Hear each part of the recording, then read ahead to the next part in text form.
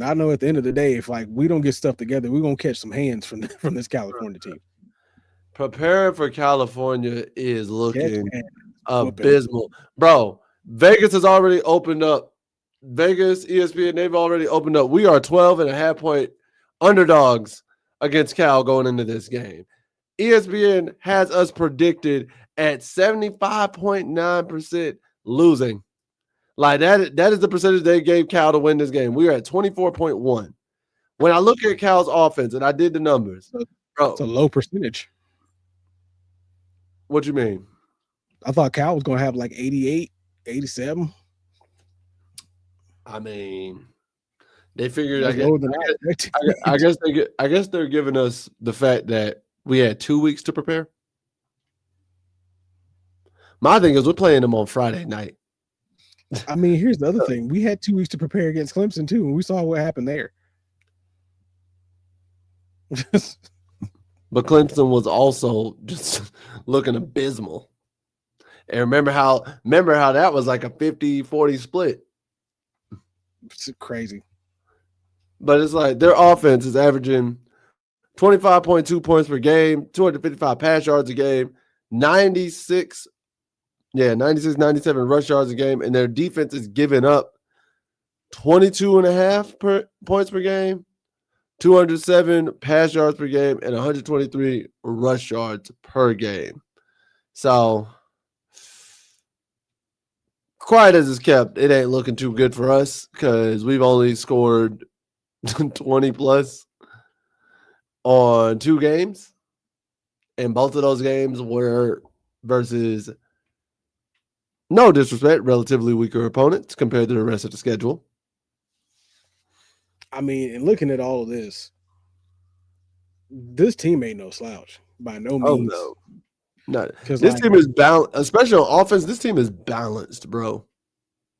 Because like looking at Saga Palutale, he's only thrown for about 1,500 yards, but completing it at a 62% clip, averaging 7 yards a pass with a 129 rating, and pairing that up with a running back that's averaging 4.5 yards a carry on 414 yards so far, and 4 TDs is crazy. 93 carries too.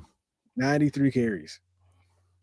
So it's like, so one, we already know it's a run heavy team, clearly, or they're trying to run it more often than you would think. But what's going to happen is, sure, we may lock in on the run game for a little bit. Then we're going to fall asleep on the back end, like always. Over the and top.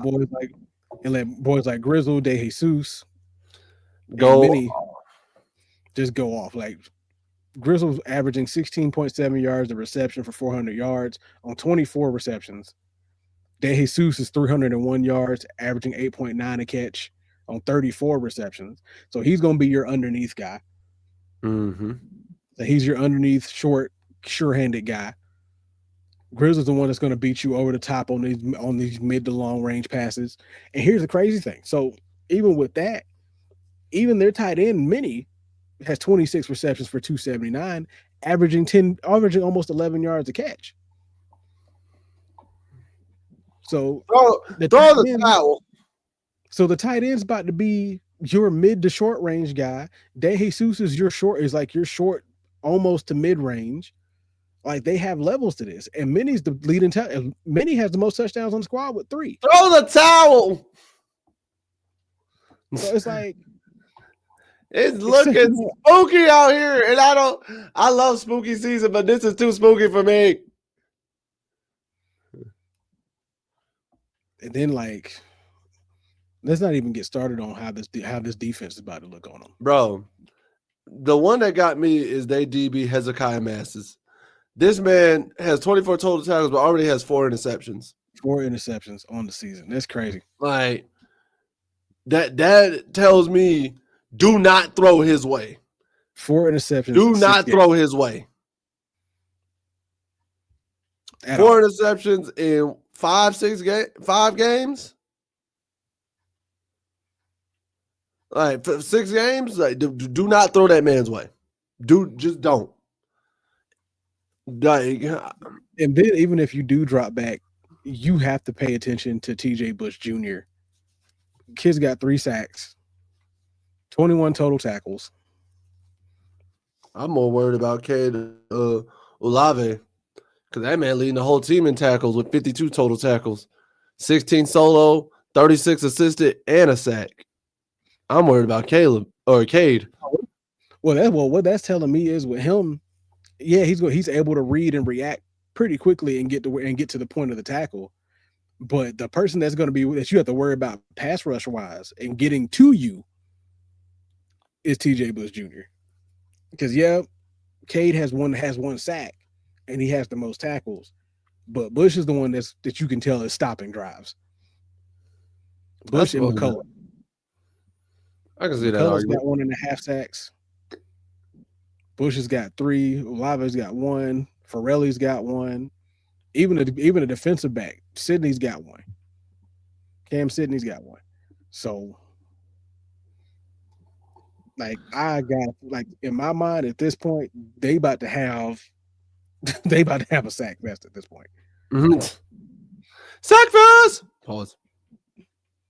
Because like in my prediction on this, I see that I predict Bush is going to have 2 sacks. Olave is going to have probably a sack and a half. Masses is going to have about an interception. No, You're I'm gonna going to tell have you this. with two I'm gonna tell passes. you exactly how Mass is gonna get an interception. Mass is gonna get an interception off a tipped pass, off a tipped pass that comes off the hands of one of our receivers that they should have caught. If he gets an interception, that's how he's gonna get it.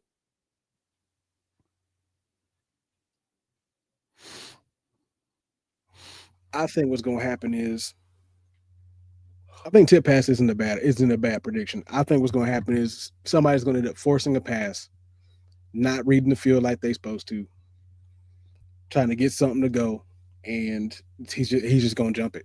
I see him jumping this route. The interception he gets is a jump route or an overthrown pass. I can see that.